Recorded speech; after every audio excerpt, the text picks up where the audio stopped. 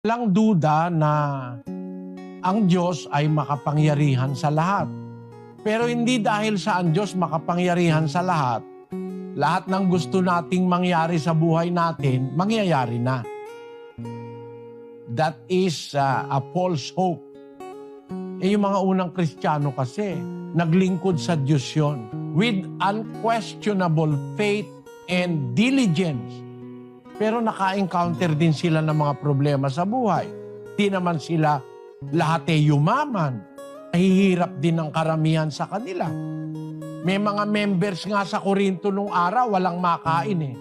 Ang sabi ni Pablo, 11:22 ng unang Korinto, Ano, wala baga kayong mga bahay na inyong makakainan at maiinuman? O niwawalang halaga ninyo ang iglesia ng Diyos? ba't niya sinabi, wala ba kayong bahay na doon kayo pwedeng kumain at uminom?